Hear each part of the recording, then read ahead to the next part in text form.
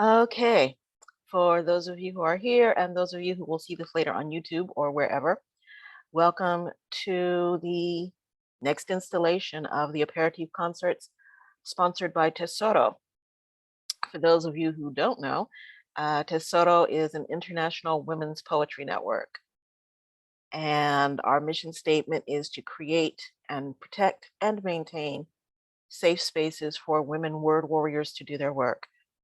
We have had such a diverse panel of writers so far. This lady, I could tell a whole bunch of stories on. Um, she is, without question, one of the busiest people on our panel. She is a publisher. She is a performance poet. Excuse me. She is, God bless her, the mother of a teenager and a tween, an almost teenager. Um, she wears about a million hats and does it all beautifully and with a fair amount of grace. So I'm going to let her tell you about herself. But Marissa, babe, how you doing? Hi, Stacy. Hi, Teresa. Hi, everyone. Thanks for joining us. I appreciate y'all being here. So give us the small. We don't have time for the whole thing, but give us the small resume. All right, so here's the small. I'm born and raised in Albuquerque, New Mexico. Graduated New Mexico State University. My vision was to become a vet, was to go to vet school, and a near fatal work accident really prevented me from doing that. And so I always was writing. I wrote a lot in high school. I wrote a lot in college, and writing really moved me through some of the worst times in my life. And I had been looking for a publisher for my book for a long time, and I couldn't find a good match. And I really didn't know a lot, and no one was really willing to share knowledge at the time. And so when COVID hit, when we went online, we kind of figured there's so many people like us. We found so many other artists, other women, other people from around the world who were in the same boat. They were incredibly crafted, poets and artists. They just didn't have any way to get their work out there. And so I said, well, that's it. I see a need, let's fill it. What else am I doing? I'm stuck at home. So I decided to launch Red or Green Books, and we choose red or green because, of course, red or green chilies here in New Mexico is the thing. So red is READ because I'm sassy. Poetic license. Can't do anything normal. So that's how the press kind of got started, and we launched 42 books in 2 years, the first 2 years we've been going. We're focusing mostly on debut authors. Not that there's anything wrong with people who've been published multiple times of their own collections, but there's such a need for people's work to get out there who have not had the opportunity yet. So we work on debut authors. We're a female forward press, so the majority of what and who we publish is women. And of course, so many books that would probably be banned. So I love that. Our debut flagship anthology was Touching Tongues, the women's erotic anthology. Let's just break the rules right up front. Because I rules are rules, but they're made to be broken. Don't tell my daughter I said that. So outside of literature, outside of the press, I've been working in finance for about 10 years, 11 years. I've also been teaching water aerobics at the gym here in Albuquerque for 15 years. So I do have all that. I'm also the creative director and co-founder for The Word Is Right, WRITE, which is an online platform, arguably probably one of the largest currently still going post-COVID. We have shows every day of the week. We have over 20 poets who work tirelessly to continue that platform going. Workshops, all kinds of great stuff. So yeah, so that's all we've been doing lately. That sounds like just about enough. So I'm going to start you off with the question that I start everybody off with. Why poetry and why now? Because it saved my life, and because saving my life is a daily battle. That's probably the shortest and most loaded answer we've gotten Yeah. so far. Talk to me about, in your view, the need for poetry in today's climate. I was just talking about this actually with someone recently. When I grew up, we didn't have social media, we didn't have internet. So pressures are greater, as great as they've ever been for a lot of our youth. Um, and then things that we see are still the same is a lot of the misogynistic, very unfair treatment of women. That has not changed. Um, so I feel like, especially post COVID, we're able to do more now. We can rally more voices.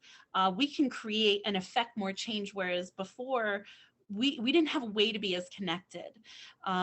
Look at Tesoro. I mean, look at all of the incredible people who are here from everywhere, right? It would have been very difficult or taken a really long time to procure a platform as wonderful as this if it wasn't for something like COVID to bring us all together.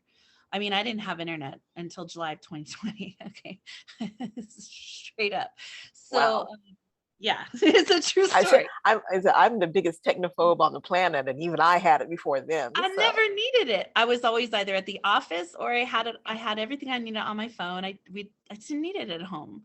I had hotspot if I really needed it, but with kids weren't doing online learning. They didn't have Google, right? I mean, it was something we did. But anyways, so as far as poetry, it's monumentally and epically important, and no time as important as now to affect the change. I mean, my children, my daughters have less rights than I did at their age. That is something that has to be addressed. The absolute hate that is filling up in this country that is always been there, but it's back in a major way at the forefront, and the way to combat that, in my opinion, is through love, acceptance, education, spending time with people who are a different mindset than you, being able to travel to so many different open mics from so many different countries. I have been allowed to see and meet people from different cultures, different points of views, different experiences. And you have to do that. But travel maybe at home on your computer, enlighten yourself, broaden your horizons. And then you talk about the epic battle behind mental health, right? So not only is what we're doing important for change on a global level, but it's so epically important that kids and not just children, but people recognize, number one, they're not alone. I thought I battled a lot of my shit by myself because I never met anyone who was going through what I went through. Online, I've met so many other incredible human beings who have gone through what I've gone through. And so the affirmation of that allows us to write honestly and authentically about who we are and what we've been through, and in a non-judgmental way. I mean, poetry rooms, we talk about things with each other we don't talk to our spouses about, we don't talk to our parents about, we don't talk to our kids about, we don't talk to our priests about, or our doctors. Like, we talk to each other sometimes about the most profoundly important things. And so if you take that away, it's a total disservice from those who need it. What about all those who haven't even found us yet? Right? I mean, think about all who are coming. You got to. You can put emotions to words, words to paper, paper to a voice. You can give that voice power and allow people to heal. So, shit, I hope that's not less long answer. no, answers are as long as they need to be.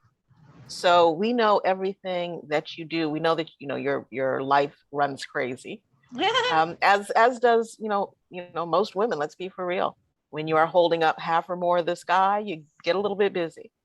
Um, in your, and I use this phrase laughingly, downtime, what do you do? All right, so something a lot of people might not know about me is that I used to play pool professionally. And actually, I have a pool table right here in my house. The light doesn't work for it, so I've not played on it for a while. But I like to play pool. I like to hike. We live in the most gorgeous state. A lot of outdoor stuff, a lot of great weather. We hot air balloon. My garden, when it's not 20 degrees outside, I love going in my garden. We started chickens last year. I have this huge long fence, it's like 100 feet long in front of my house. I live on a corner and there's no neighbors across from me. And so I was thinking next year of doing a mural on the fence. So that's kind of like maybe my mental health project, trying to do something with writing, but have some sort of incredible message all throughout the fence. Cooking. Oh my God, I love to cook. I'm a big foodie. So I I have will. to tell y'all this. I am really, really picky about whose food I will eat. And Marissa is one of my favorite chefs on the planet. I love you back. So I love to cook, read. I have so much reading.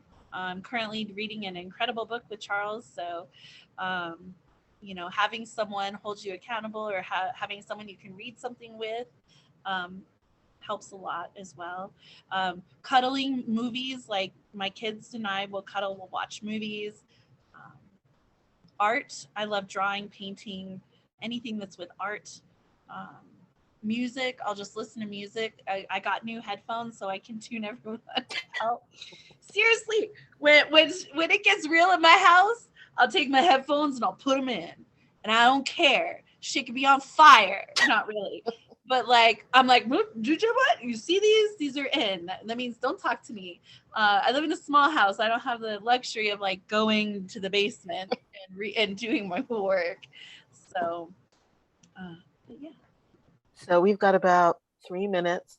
Tell us what's coming up for Red or Green and you personally, and what's the big picture, the broad strokes of what's happening next year. Well, God has not let me in on the mystery of tomorrow yet, unfortunately. I do hope, I firmly believe God has his hands on everything that we're doing. So a lot of it is I don't worry. I keep a list of authors who are unpublished for next year. It's over 20. So I plan to be sending out letters of intent to publish next year to see who would like to be part of the 2023 launch. We just added our fourth female artist to the press. I'm so excited. So if you've not been to redorgreenbooks.com, please go. Red, READ. We have 4 of the most incredible crafted artists, all female. We no offense, men, we love you, and gender non-binary, love you all, but we're focusing on female artists. And if there is a female artist who would like to be considered to come on board the press, we would love to have you as well. So we have a big launch next year. American Graveyard, Calls to End Gun Violence is coming out. We have 76 contributors to that book. It is 200 pages, and that's just the literary book. We have an art anthology as well, which is a full-colored art book, 50 pages. Poets from all over the world are in that. We have a sponsor, a senator program, where you can go onto the website and anonymously purchase a virtual book. We will send a physical copy to a U.S. state senator. You can even pick specifically which state you would like to buy the book for, and we will send it. It's totally anonymous. They'll never know who's buying that, but like I can't afford to send 102 senators stuff, so I need help. And then the community will be doing that. Let's see. So that is that for the press that's upcoming. There's Black Friday coupons. There's also awesome coupons that I put on there. So if you're looking for ways to get books that are going to cost you an arm and a leg, 50% off everything Black Friday, you've got to have the coupon code, and it's only good for Black Friday. So as far as The Word is Right, come by The Word is Right, WRITE. That's our open mic platform. For me, next year, I'm hoping to launch my erotic book of poetry titled Blush. And again, break stigmas, right? Get out there, do the things that you've been told you can't do. Okay, cool. So this, quite honestly, I mean, I love talking to all of you all when I interview you. Excuse me, because I always find out things that I don't know. But this is my favorite part of these interviews because it's rarely that I get to hear my Tesoro women for more than, 3 to 5 minutes here Yeah. and there. And this gives me a chance to just sit back and watch you all in all your glory do your thing. So, Marissa, honey, go for it. All right. You guys are in for a treat. This first one is titled Bizcochitos. And for those who don't know what a bizcochito is, it is a cinnamon sugar cookie that we make here in New Mexico around the holidays. A longing yellow pours across the sky, like vanilla bean ice cream. No, not just vanilla. A French vanilla sunset filled with tiny black specks. The wooden deck creaks beneath my feet.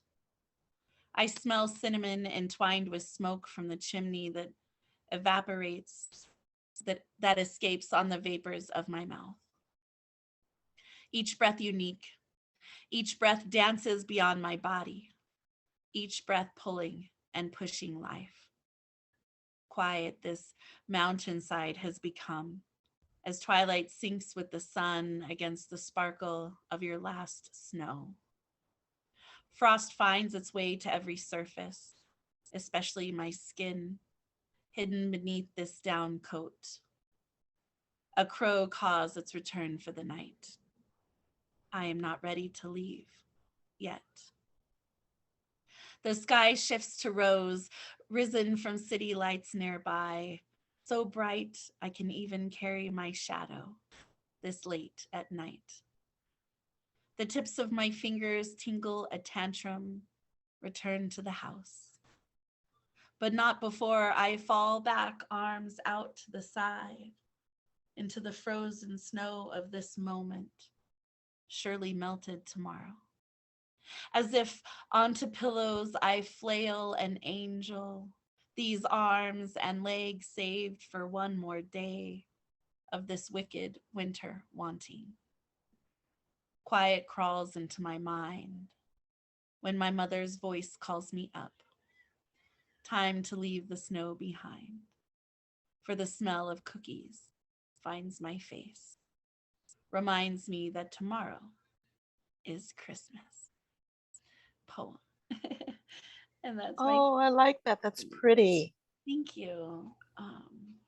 Yeah, yeah. There's a lot of work to sift through sometimes when choosing a set, and I hope you all enjoy this one. This next poem is from my book Butterflies and Lies. This is an exclusive release. There is only 100 books, and truly one of some of my favorite work is in here. It does not have a title. It's just listed under Tumblewords Workshops. Listen to the thunder storms in the distance. Kiss away the sadness of this thirsty land. Away to love away broken promises from the sky. In a place where water has become legend. Evidence carved through rugged rocky ranges that existed once. I am waiting for my storm to make my past the past. Waken my feet to move mountains, meander through meadows of forgiveness from this grief gone sad, gone mad, still not gone.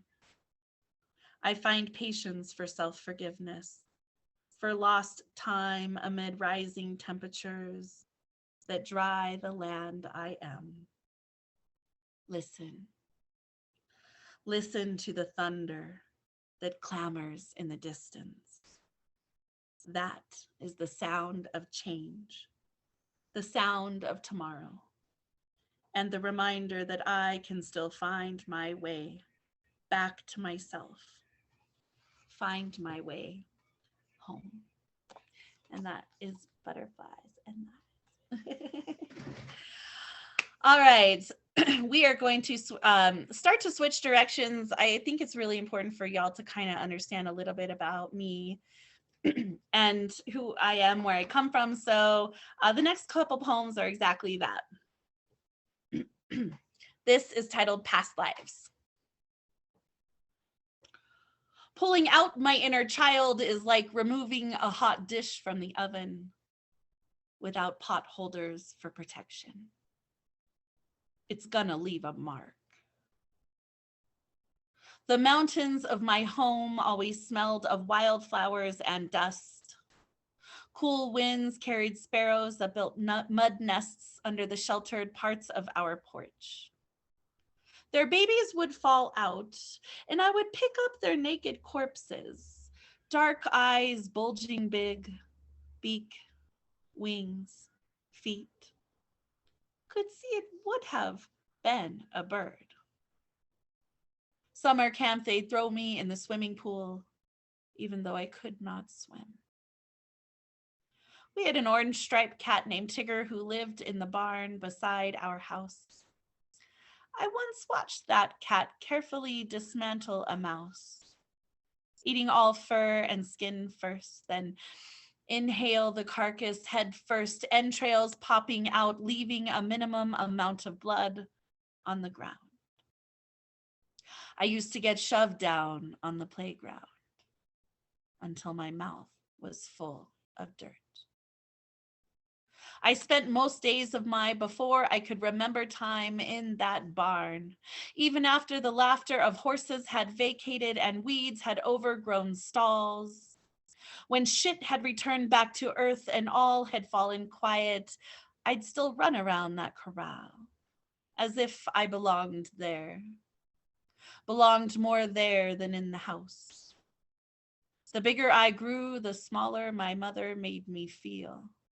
On husband number 3. I ran away 4 times I can remember growing up. I wish I could have grabbed the mane and swung up on the back of that black Frisian stallion, ran down the road to the highway and into the unknown. It was much better than the known, for I was the mouse, and the house was consuming my skin, feasting on my insides while slowly devouring the last drops of girl that I contained. I was the baby bird, dried and stuck to the concrete, the forgotten future of humanity by a school that only held bullies and detention after fistfights. Explains why I so easily accept disappearance as an adult, as a woman, as a mother.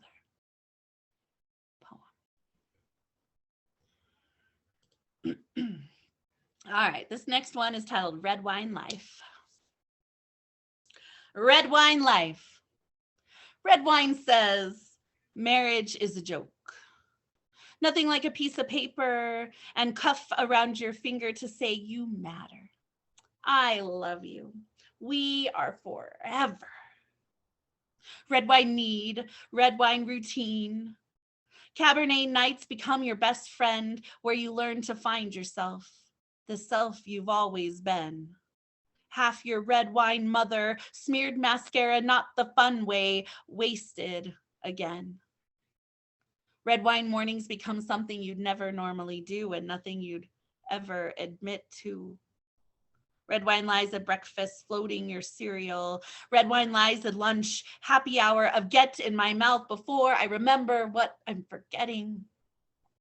Red wine lies at family dinners with fucking idiots who share my DNA, never known to me as family, relative relations of I should have slapped you when we were kids. Red wine lies at work, since it's all Zoom anyway. Red wine lies at luncheons when you're supposed to actually get dressed, look sexy, look available, but not too eager to get him into trouble. Just sign that last client. Red wine stains on shirts, red wine smells on breath, red wine in your sights at all times. This is my wine is me. Together we are one. I love my wine loves me. Movie mantras of mothers who drink, unexploded popcorn and forlorn dildos, Pinot Noir nights filled with clinking garbage bags. Everyone hears me on trash day. Syrah sign, something is wrong. Merlot mania, sewer system of wasted time. Zinfandel flight to the next city. Red wine voice, red wine choice. Red wine I don't choose. Not my choice, not my consent. Not me, not again. Red wine lies on tongues. Red wine lies on my lips. Pussy lips on my cheek, on my breath, on my pen, on my generational trauma, on the cunt I can't shake, beg to come, to not be so alone. Red wine hurt, red wine fuck, red wine gone, red wine go buy more. Red wine sighs, red wine laughs, red wine shaped mistakes. Red wine knows this is not the last time. Red wine fall over, red wine sleep, red wine nightmares, red wine do-overs in the morning. Tempranillo tries to stop tomorrow. Crimson lies of this red wine life. Red wine, red wine. I fucking hate you. Poem. Whew, we might need a minute after that one. My word. Yeah. It definitely is. It's this. It is a tough piece. I was like, where's my this other poem? I thought I had it pulled up, but I can't find it. Maybe I already pulled it up, but I was given a prompt by Midnight, actually. And so you'll love it because, you know, he's great. And it was to write a letter to 12-year-old me. And I think about that a lot because my daughter is 12 right now. And so I don't know if I thought I pulled everything up and I can't find it. So I'm going to just keep going. And all right. This poem is titled What's Next? Do you feel safe at home? Was never a question the doctor asked when I was a child. What would I have said? No. What kind of power does a child have? Adults don't listen. Adults don't pay attention. Certainly no one has made that answer be yes yet. What next? The doctor takes me home, becomes my parent, calls the police to do nothing again. All the eyes in the world and not a single mouth to mount a rescue. What next? I go back home to my imagination, wait for my wings, get another year older, turn 18, and never look back. Do you feel safe at home? Was asked by my OB, 2 months pregnant before I could be seen. Yes, was always my answer. What next? Was she gonna take me home? Teach me how to be a mother? Safe spaces were as pretend as space itself. What next? I go back home to my imagination. Stuff dollar bills in a baby book, remove bullets from the Glock, lots of blankets on the floor, door locked, need another pillow for my back. Last trimester visit. Do you feel safe at home? I wanted to scratch my deceitful eyes from my face since they swam through warning signs of tears. I whispered, no. What next? What was the point? Doctors don't do anything. Adults don't do anything. He's been in rehab a month, no bruises, just tears. She prescribed me antidepressants to avoid postpartum depression. What next? It's in my medical records. I leave him and he uses this against me to steal my baby. If I even break free, build our wings out of old green men on paper who can't save me either. What is next indeed? Next will be another apology and promises of sobriety. Next will be him inside of me, no consent not required ever. Next will be a funeral for two. If I cannot figure out how to glue together these wings out of tears and spit and prayers. my tiny baby. I pray what's next for us is tomorrow.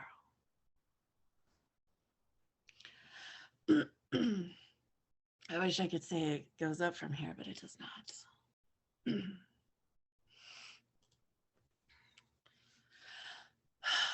This poem is titled Uvalde 2022. God was the first to cry. I have to believe that God was the first to cry as gunshots rang out once more inside an elementary classroom. A lot of finger pointing over dead children who should be finger painting with their families this summer.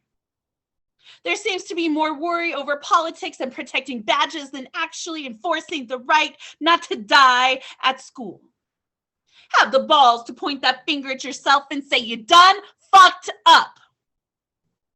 Even if you visit the grave of every dead child, teacher, and her husband who died every day for the rest of your life, it would never be enough to atone for your total inhuman paralysis. School bells ring. Are you listening? Children scream. Can you hear them?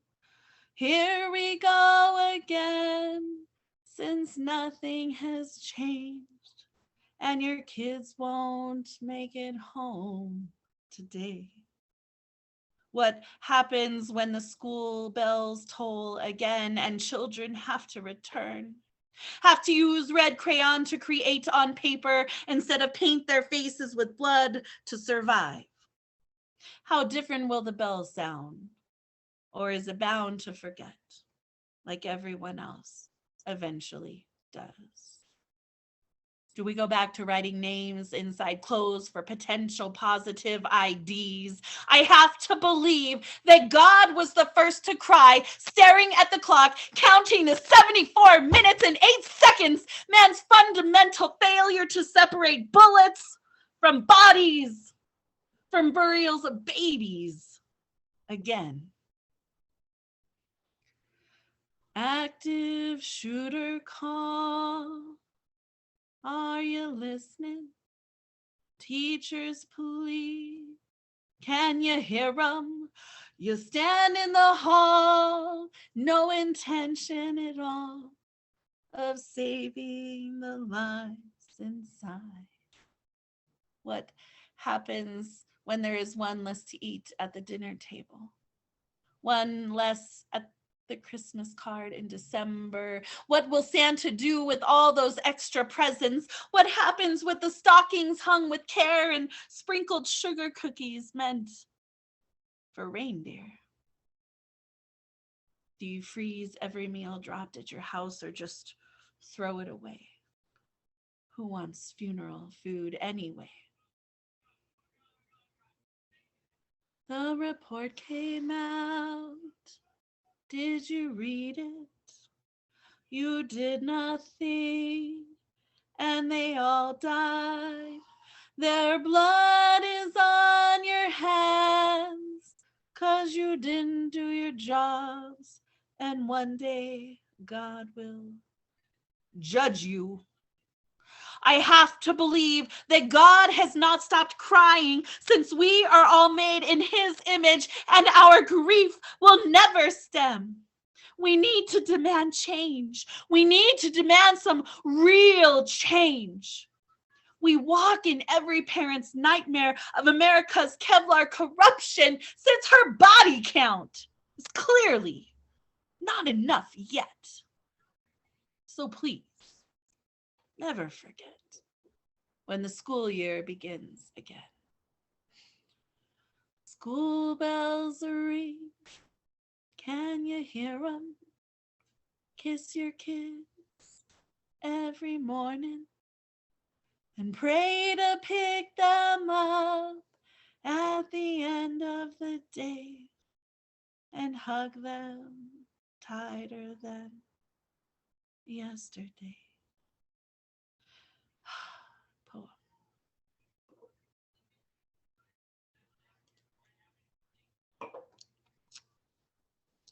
I'm not doing my Jalen Walker piece today because I believe all of you have heard it. If you're interested in hearing my Jalen Walker piece, I'm sure it'll be online if it's not yet. All right, this next poem, this is for the ladies. This is for my DeSoto sisters. All right. Attention, poets. The patriarchy is alive and well in poetry. God forbid a woman makes moves, starts pushing up poets, start printing their poems, start selling their books. God forbid a woman create a stage with a mic and a spotlight and a crowd calling for more. God forbid a woman fast forward the misappropriated clock of misogyny, the gentrification of genitals on women who need to sit down, shut up, bend over, get on their knees and be grateful we even get to the mic, right?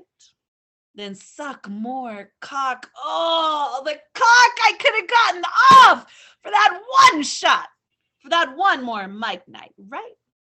Right in the eye, blindsided by dreams you were selling me, never able to deliver me.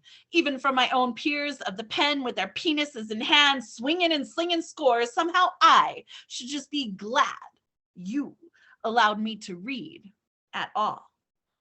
Somehow victimizing you as I grind like a girl on a mission from God to set right all the words of women writers flogged into submission for so long now. Regardless of education, no PhD would deem me worthy of anything except kneeling. I'm so sick of this male-dominated dick licking like you mean it just to get in the door organizations run by dickwads who can't recognize the success of women's pens and won't lift a fucking finger unless it's into the ass of a female fucking forgetfulness into her brain now. I'm not a man hater. I love men. I love dick. I'm just not down with the clowns who think they can run concentric circles in a woman's world. All you're doing is chasing tail. Your tail. It's a dogma eat dogma world and I'm starving for a comeuppance of the good old boys club. For when you stand for nothing, your fragile Humpty Dumpty Easter egg ego gets cracked as it falls for everything. So I pat your patriarchal ass on the head, give you back your spotlight mic and politely tell you, no, thank you. And go fuck yourself. No, thank you. We ain't coming for you anymore. But we fucking coming for you. Poem.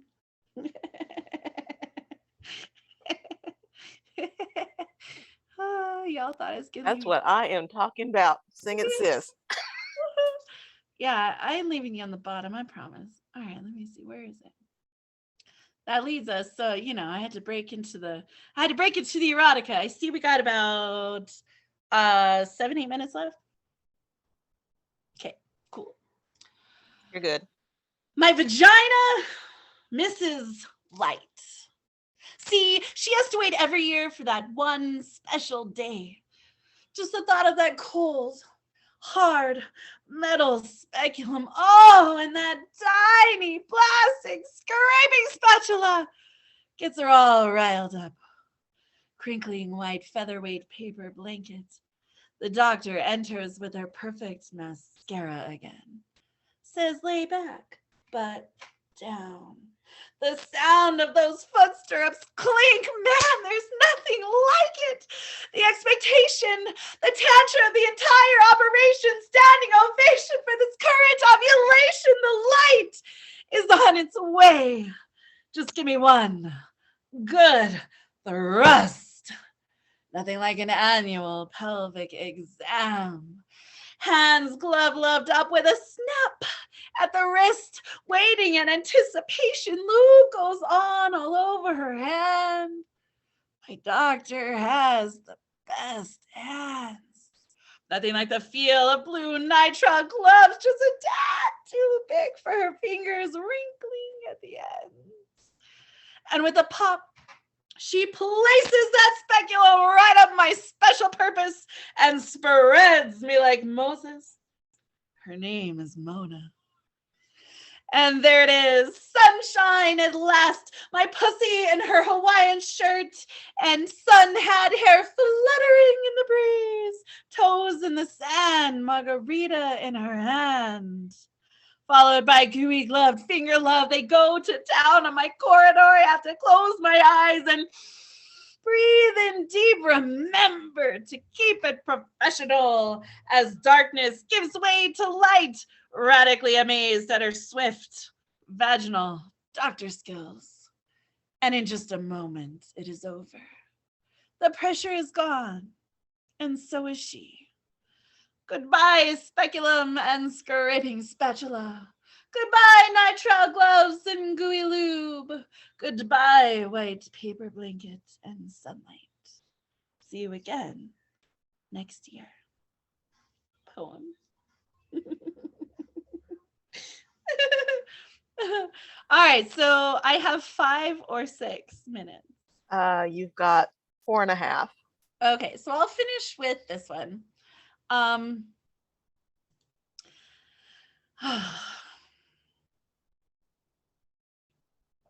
just for the record, if I had time, I would do granny panties. Yeah, here we go. This poem is titled If Stories Could Save Us. If stories could save us, I would only exist as a savior. Savage storyteller, sanctuary, salvation, salty enough to preserve, embalmed exorcism of poetic pens, knowing only prose, so I suppose we could still be saved. Stories are meant to make us forget that we dream in technicolor terror. When our eyelids surrender, storms surge in our make-believe mind. Remind us that we are made of flesh and bone, and trauma and guilt, and booze and sex and regret and disdain. Stains no shout can get out, since we can never get out of our own minds, maddened by mistakes and carefully placated memories. If stories could save us, there would be no more white crosses, no headline news, no bleeding baby tears for babies lost, gone too soon, for we would all be angels. So let's be fairies, like in the stories. Let's be giants and dragons and unicorns and gypsies. Let's be beautiful beasts, fantastic fictions of unbroken minds. Let's carve rainbows from our nightmares. Let's sprout wings wide enough to escape time. If stories could save us, we would be convinced this is fun. This life experience, a distraction from the disaster that is humanity and the grief we exist in. Let's be born again on paper. Let's be black and white lines that never bleed on the back. Let's be happy faces and sparkly stars that seem to glow in 3D. Let's be that kind of story. The long kiss, the 3 magic wishes, the diner orgasm, the happy ending. If stories could save us, we would simply not be here, scratching away to write free of our damnation. Frustration, fury, brain fog, scribbles, scrambled ramblings of leaky pens, still homeless, still waiting to write the story to save us all. Thank you so much, Stacey. Thank you, Tesoro, for having me today. Y'all open up your mics and throw this lady some flowers. That was absolutely fantastic. Thank you so much. Yes. Beautiful. Thanks, Diosa. I said I've again, it's so cool for me to be able to see you all in long form. Mostly because it gives me ideas about, okay, who am I putting on stage with who when we go live? I hope you got a little bit of everything. It's a little I taste, a little bit of everything I do. little bit of everything. I was down with it. It worked. Thank you so much, darling. Thank you, Stacey. Ladies and gentlemen, Marissa Prada, give it up one more time. This series will keep going all the way up until right now. We're booked already into the next year, into 2023. We have more fantastic poets coming. For those of you who are watching on YouTube or anywhere else, if you want to contribute to Tesoro, then you can contribute at poetswind@hotmail.com, or you can go to the Tesoro website and do what it is the Lord calls upon you to do. As I say every week, I am through trying to figure out people's time zones. So wherever you are in the world, have a fantastic whatever season of the day you're supposed to have, and have an absolutely great weekend. Marissa, thank you again so much. That was incandescent. And the Aperitif concerts and Tesoro, we'll see all of you all in here, out there, wherever, next week.